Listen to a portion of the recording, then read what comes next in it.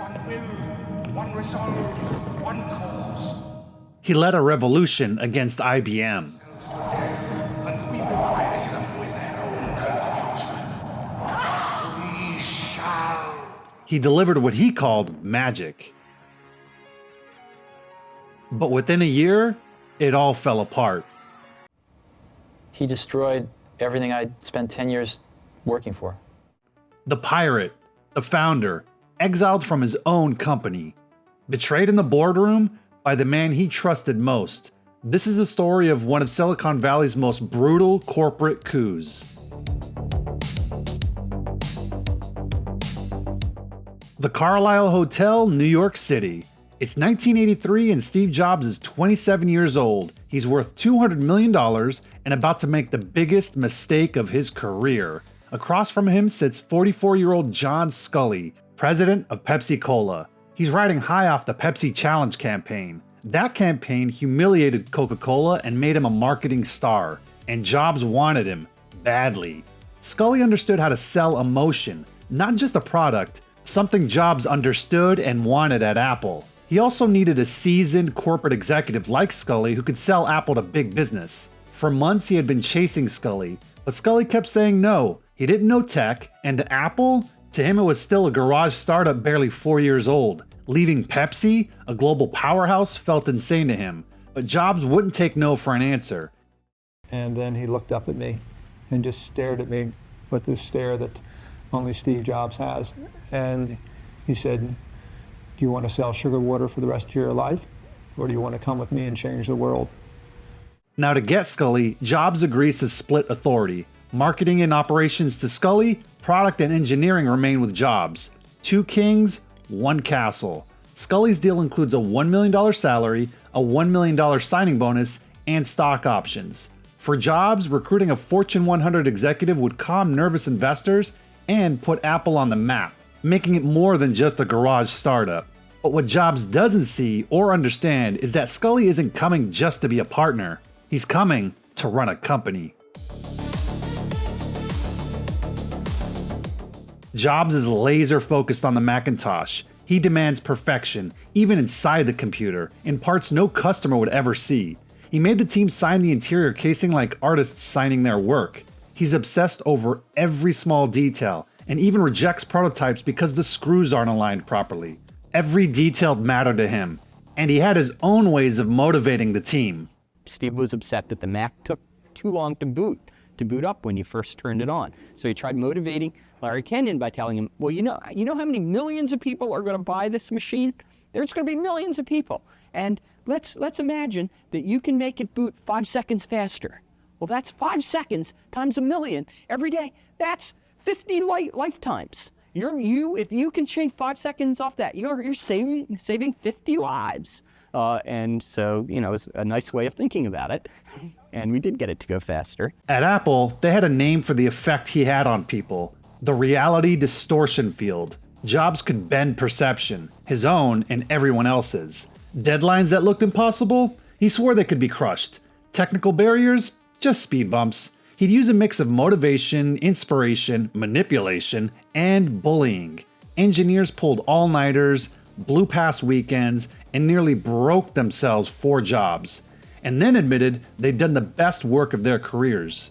Jobs didn't want the Mac team to feel like company men. He wanted fast, scrappy rule breakers who answered to him, not the bureaucracy down the hall. He even flew a pirate flag over the building, telling them it's better to be a pirate than join the Navy. They weren't just another division inside Apple. They were the outlaws, the rogue crew fighting against safe thinking, office politics, and corporate red tape. That scrappy, rebellious, us against the world mentality pushed them to try the impossible. He's a maniac. He's a maniacal genius. His job is to stir up everything. He's a muckraker in the classic sense of the word. He will not leave anything alone. He will not allow inadequacy or compromise to exist. Steve Jobs was a catalyst for us. He gave us space. He sheltered us from the corporate noise. And everybody just wanted to work, not because it was work that had to be done, but it was because something that we really believed in, that was just going to really make a difference. You ask yourself, why are you doing it? I'm certainly not doing it for Steve Jobs. I'm doing it for something that I think is a much greater good than that. And that's the chance to change something really, honestly, truly, for the better. The greatest people are self-managing. They don't need to be managed. If once they know what to do, they'll go figure out how to do it, and they don't need to be managed at all. What they need is a common vision. And that's what leadership is. What leadership is having a vision, being able to articulate that so the people around you can understand it. And he needed that loyalty and drive, because before the Mac, there had been the Lisa, an overpriced flop that burned through tens of millions of dollars. But it was all or nothing for Jobs. The fate of Apple rested on the Mac. It would be his redemption. He truly believed in a revolution against IBM, and wasn't going to give up at the first sign of trouble. And to sell that revolution, Apple hired legendary filmmaker Ridley Scott to direct the commercial, and it was unlike anything else on TV at the time. More of a dystopian short film than a computer commercial. The target was clear, IBM. The corporate giant painted as Big Brother. It cost nearly $1 million and aired only once on TV during the Super Bowl. And it didn't just sell a computer, it sold Jobs' revolution. But revolutions don't come cheap, and on Wall Street, patience is expensive. January 24th, 1984. 2 days after that iconic Super Bowl ad, the Macintosh 128K hit store shelves. It was the first mass-market computer with a mouse-driven graphical interface. Now, to be completely honest, Jobs basically stole that, well, let's say re-engineered that technology from Xerox. And that story deserves a whole nother video. But this was Steve Jobs' promise made real, a computer so simple anyone could pick it up and use it. No blinking cursors, no commands, just point, click, and create. The hype for the Mac was huge. People lined up around the block. Journalists called it the dawn of a new era. But the buzz ended fast. Sales spiked, then cratered. The Mac was underpowered, overpriced, and lacked software. The so-called revolution sat gathering dust. And that price tag didn't help. $2,495. Now keep in mind, this is 1984. In today's numbers, that's almost $8,000. That's right, $8,000 for a computer. A computer that the average person at the time didn't know much about or think they even needed. Jobs wanted to drop that price and make it more affordable for customers. He also wanted to put more money into marketing, but Scully refused. He wanted higher margins, and he wanted to try to cover the millions already sunk into it. And this price point is what started the rift between Jobs and Scully. April 10th, 1985. Apple reports its first quarterly loss, and hundreds of layoffs follow. Behind closed doors, CEO John Scully meets with the board, including Apple's first ever investor, Mike Markkula, who was also an early mentor to co-founders Steve Jobs and Steve Wozniak. Back in 1977, Markkula wrote Apple's first business plan, wrote the first check, and pulled their dream out of a garage and into the business world. And so I told them, I said I'd help them write a business plan. So I got to working on it. And I said, gosh, the opportunity here is just too great. The business plan said that with $142,000, we could be cash flow positive in 9 months. I came to the conclusion that we could build a Fortune 500 company in less than 5 years. Well, he was right. And the irony? The same man who mentored Steve Jobs would soon be the one to turn on him. By now, they've all seen enough. The clashes with executives, the nasty outbursts with the team. Instead of adapting, Jobs becomes harder to work with, more demanding, more convinced that everyone else is an idiot. To Scully and the board, the real problem isn't the Mac sales, it's Steve Jobs himself. And for weeks, someone inside Apple was leaking to the press, whispers from, quote, senior Apple executives trashing the Mac and questioning Apple's future. Every headline made Jobs look bad and strengthened the case for so-called adult supervision. The sources were anonymous, but every leak made Scully look good. Funny how that works. So Scully makes his move. He gives the board an ultimatum. Boot Steve Jobs as head of the Macintosh division, or he's out as CEO. The next day, the board caves. Jobs is stripped of control over the Macintosh. He's allowed to stay on as chairman, though. The Apple problem stems from a softness in the entire personal computer market. People are just not buying computers at the same pace of a year ago. So Apple is reorganizing. John Sculley on the left is taking control from Steve Jobs on the right. Jobs is Apple's co-founder, who a few months ago was so high on the new Macintosh. Jobs is furious. He confronts Sculley, begging for another shot to run the Mac. When Sculley refuses, Jobs erupts and they get into a loud shouting match. Jobs now sees it clearly. The pirate versus the corporate suit. The handpicked CEO, the so-called partner, now the enemy.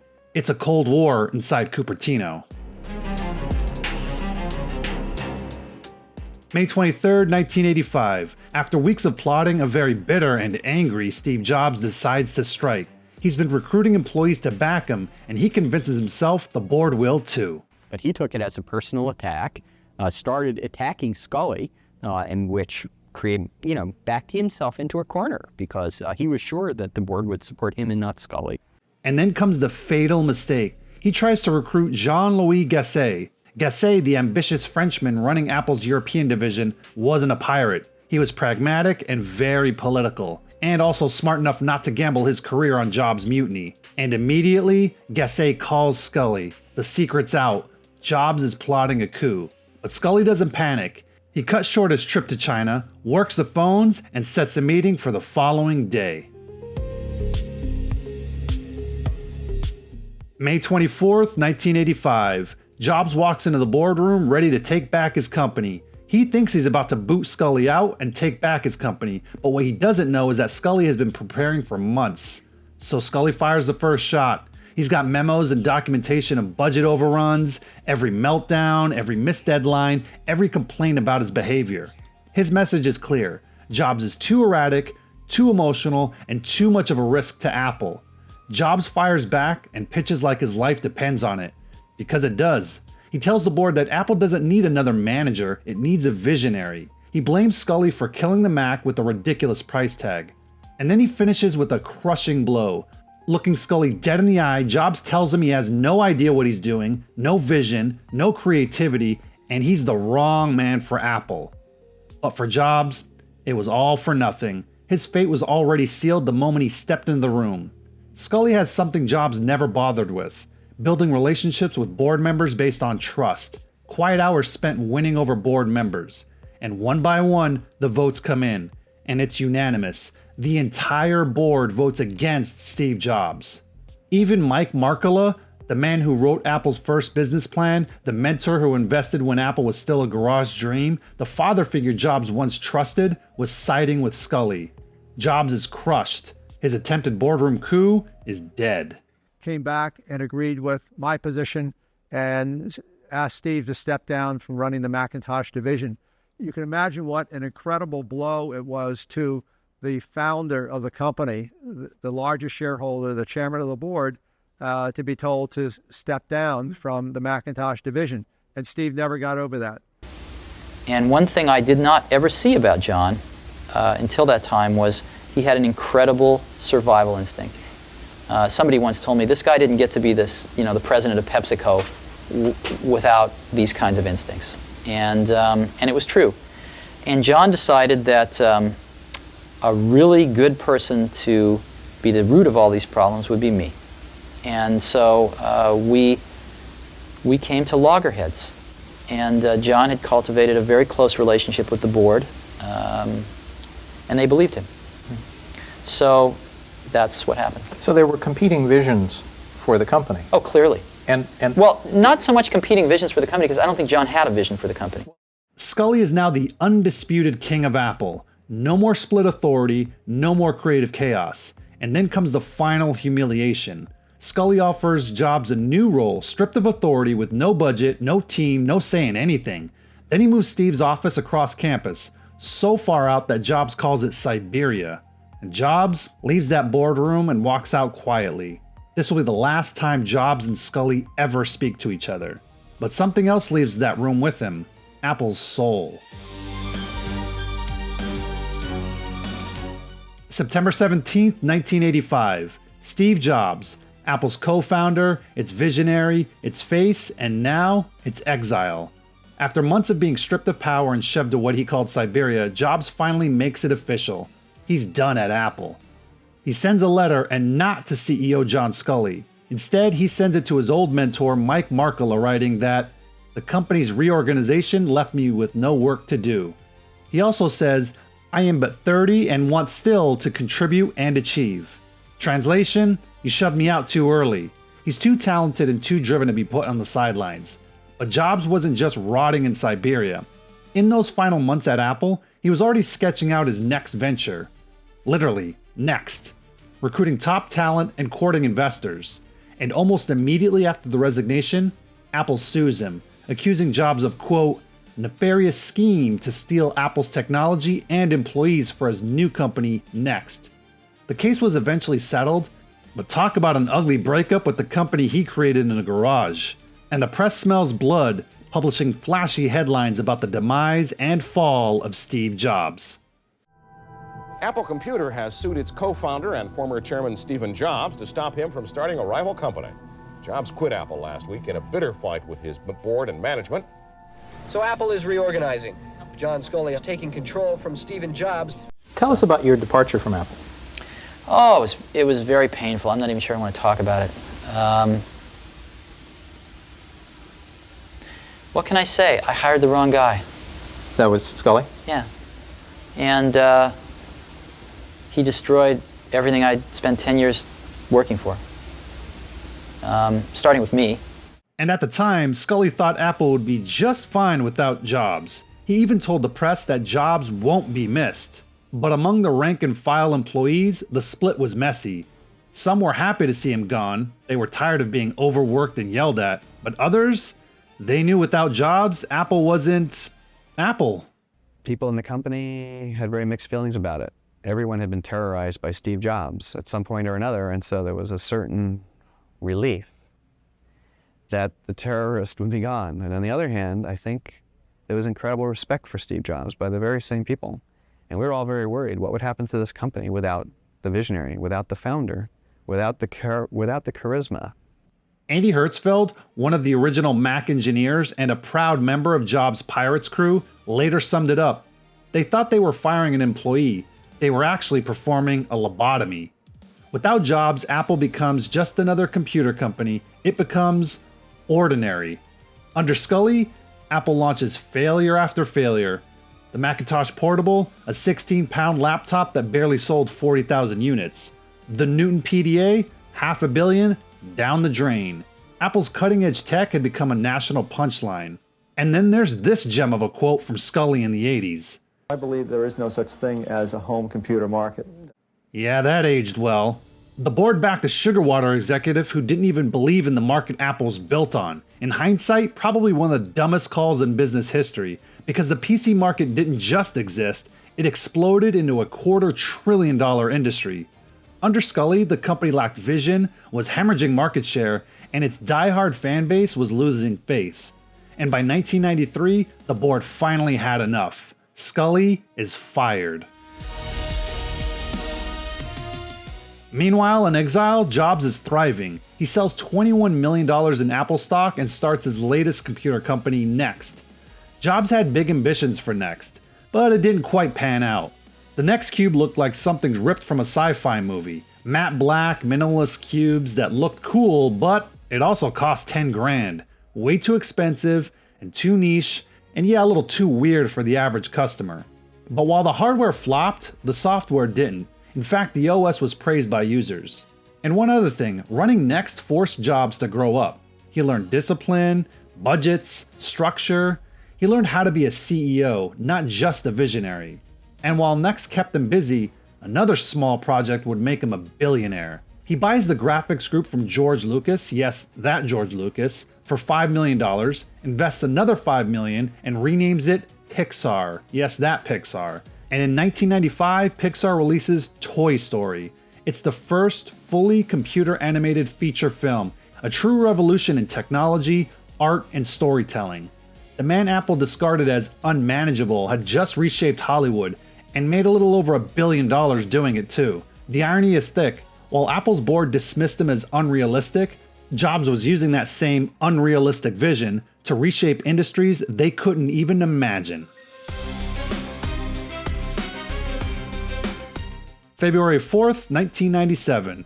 Apple is desperate and on the verge of death, only months away from bankruptcy. CEO Gil Amelio acquires Next for $429 million. He didn't exactly buy it for that black cube. What they wanted and needed was that killer software that came with it, Next Step. A sleek, modern operating system that was so advanced at the time, it became the foundation of the macOS, the iOS, and just about rescued Apple's platform and product strategy. And bundled with that software came something even more valuable, Steve Jobs himself, but only officially just as an advisor. Steve Jobs co-founded Apple with Steve Wozniak, and on Friday, Apple went to the well once again, bringing Jobs back as a consultant, writing one of the most unlikely chapters ever in the lore that is Silicon Valley. I haven't been back here in over 10 years. Right. So, yeah, it's an interesting feeling. I mean, it's not strange. It's a little strange, but not too strange. For more than a decade, Apple's board had been fumbling through a collection of CEOs in nice suits who managed decline but never built anything. Each drove Apple closer to collapse. First came Scully, the sugar water marketing guy who didn't get tech. Then came Michael Spindler, nicknamed the Diesel because of his strong work ethic, until he sputtered out. And finally, Amelio, the so-called turnaround guy, the kind of executive you hire to slash costs and shuffle balance sheets. He could keep the lights on, sure, but he had no vision and couldn't create anything. And the board thought that was enough. He was also incredibly naive enough to think Steve Jobs, the founder of Apple, would be content with playing quiet consultant in the corner. You see, Jobs was still the CEO of Pixar, and in Emilio's mind, a man running Hollywood's hottest animation studio wouldn't possibly want his old job back at Apple. Surely Pixar was enough, but assuming Steve Jobs didn't want the Apple throne back, that might be the most naive mistake of all. Jobs had spent 12 years in exile learning how to be a patient, disciplined CEO. And also picked up a few other skills, especially in the art of office politicking and the corporate knife fight. Everything Scully once used against him, Jobs was now ready to use himself. By June of '97, Apple posts a $1.6 billion deficit, basically wiping out every dollar of profit Apple had made since 1991. Jobs works the board behind the scenes, pointing out Emilio's failures one by one. The worst quarter in Apple's history, a collapsing fan base, a low morale. On the weekend of July 5th, 1997, Jobs rallies key board members behind him. The next day, board director Edgar Woolen Jr. called Amelio with the news. The board had lost confidence. It was over. Gil Amelio lasted 500 days as Apple's CEO. Long enough to lose billions, short enough to have a couple Wikipedia paragraphs. July 9th, 1997. Amelio is out as Apple's CEO. Officially, Jobs just offers to help the board find a new leader. Unofficially, he's already pulling the strings. His first move is to purge the board. Jobs had no interest in keeping the old guard, the visionless executives and middle managers who ran Apple into the ground, the company he created and the company he loved. And like a scene straight out of The Godfather, he starts settling scores. First to go, Mike Markkula. The man helped kickstart Apple, the former mentor, but who sided with Scully during the coup. 12 years later, the tables had turned. Jobs never forgave him. Now he had the power to show it. One by one, old board members were gone. In their place, Jobs installed loyalists, allies who understand his vision but could also deliver discipline. And this time, he kept the board seat at the table for himself. Every decision, every vote would have his hand on it. This wasn't just revenge, it was a reset. The boardroom cleanup that cleared the path for Apple's comeback. By September, he's named Interim CEO, or ICEO as he mockingly called himself. For nearly 3 years, he wore that interim title while also still running Pixar. Just think about that. Jobs was running two companies going in opposite directions, one thriving, the other on life support. At Pixar, he was overseeing the company during its golden era, releasing blockbuster after blockbuster and dominating Hollywood. But at Apple, he was fighting to save the company he created, the company he thought would revolutionize personal computing. Things were so bad at Apple that Jobs had to do the unthinkable, call his biggest rival for help. And lastly, Microsoft is making an investment in Apple. Microsoft is buying $150 million worth of Apple stock. at market price. It is non-voting shares, and they've agreed.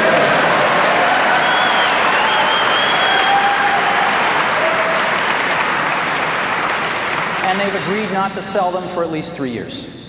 So what this means is that Microsoft is going to be part of the game with us as we restore this company back to health, have a vested interest in that stock price going up.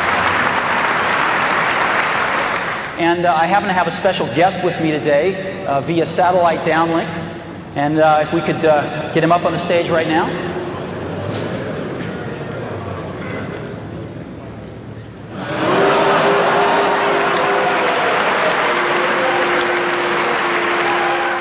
Now, if you're wondering why Bill Gates would bail out his oldest rival, don't get it twisted. This wasn't charity. At the time, the government was breathing down his neck about antitrust investigations. By propping up Apple, Gates could claim he was helping to create healthy competition. Look, no monopoly here. The deal was pure calculation. Microsoft secured 5 more years of Office on the Mac, kept a steady revenue stream, and in return, Apple dropped its lawsuit accusing Microsoft of stealing the Mac's interface. For Gates, it was pocket change. For Apple, it was a desperate lifeline they needed to survive. But what Gates couldn't see was that he wasn't just keeping a rival on life support, he was financing the comeback that would one day eclipse his own company. But that's another video for another time. And for Jobs, his exile also helped him mature. Jobs once called Microsoft soulless. He swore Bill Gates had stolen from him. He hated everything they stood for. But here, Apple was weeks away from running out of cash, and Jobs knew he couldn't afford to be the same brash kid who flipped off IBM and saw Gates as the enemy. If Apple was going to survive, he had to put that aside. So when Gates appeared on the giant screen at Macworld and the crowd erupted in boos, Jobs didn't join in. He shut them down diplomatically and shared his new philosophy. We have to let go of this notion that for Apple to win, Microsoft has to lose. Okay? This wasn't the old Jobs talking. In that moment, Jobs proved he'd changed. Not just a rebel with ideas, but a leader willing to put vision above ego. And then came the iMac in 1998. That translucent, candy-colored bubble wasn't just a computer, it was a cultural reset. It sold well and pulled Apple back into profitability and made Macs cool again. And if the iMac was the hardware comeback, the Think Different campaign was the soul.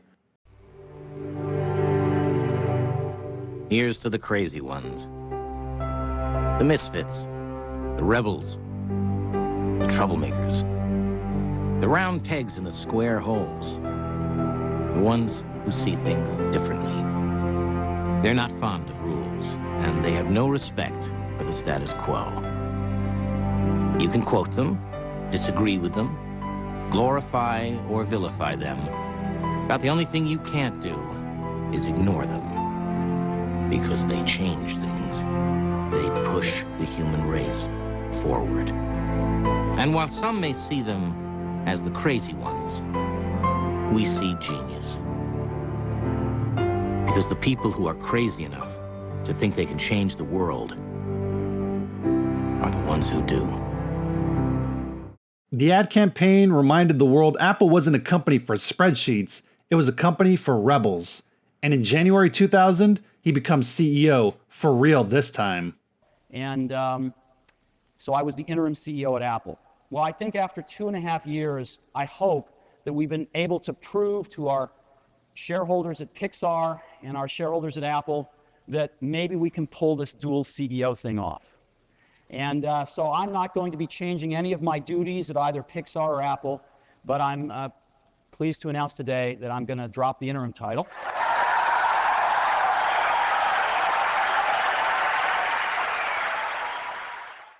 The funny thing is, when Jobs finally became CEO, he was about the same age John Sculley was when he took the CEO job from him.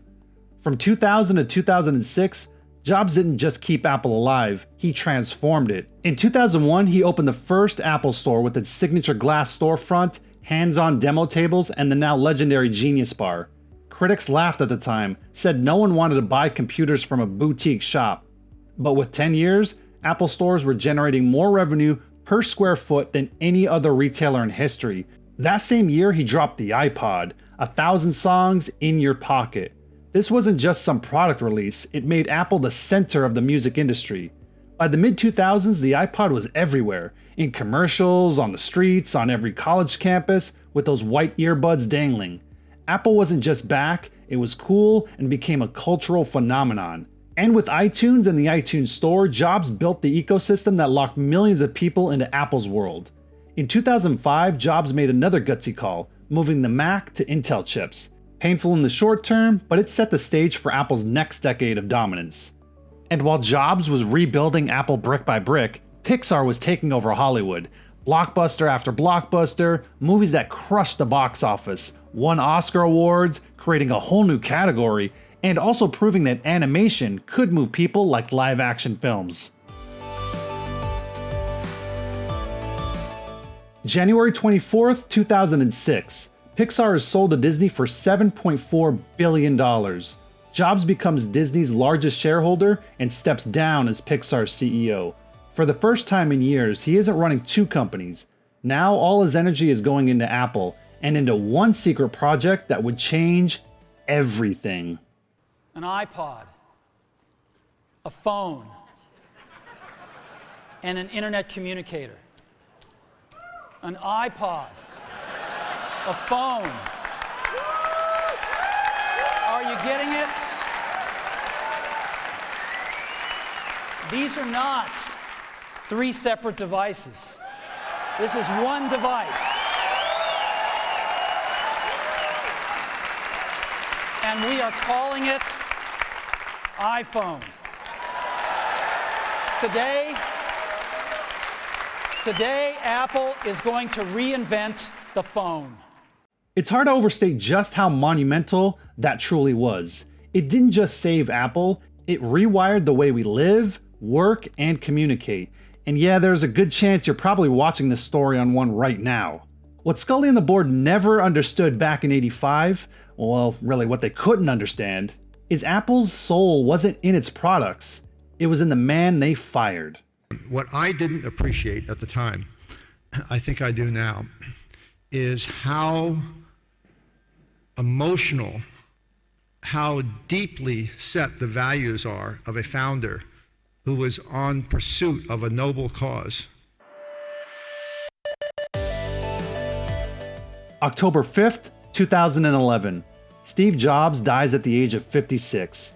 Apple lost its founder, its savior, its pirate, its rebel. The company he rescued was worth $350 billion when he died. Today, it's worth trillions. But let's be real here. Sure, he was a visionary, a great marketer, but he could also be a total jerk. He always had an "I'll be nicer when you be smarter" attitude. He even denied his daughter Lisa for years despite DNA proof. He shut down Apple's charity programs and never reopened them. He humiliated employees in front of their peers, fired people on the spot, and kept money that should have gone to his friend and co-founder Steve Wozniak. That was the contradiction of Steve Jobs. Genius and tyrant, a savior and bully, an artist and barbarian, all wrapped into one. Because Jobs didn't just build products, he built belief. Belief that technology could be art, that good enough was never enough, that the impossible was just the next project. When they fired him, they didn't just lose a CEO, they lost their reason for existing. The coup worked at the time, it satisfied Wall Street, and gave Apple adult supervision. The rebel they exiled came back to prove his own campaign right. The ones crazy enough to think they could change the world sometimes are the ones who do.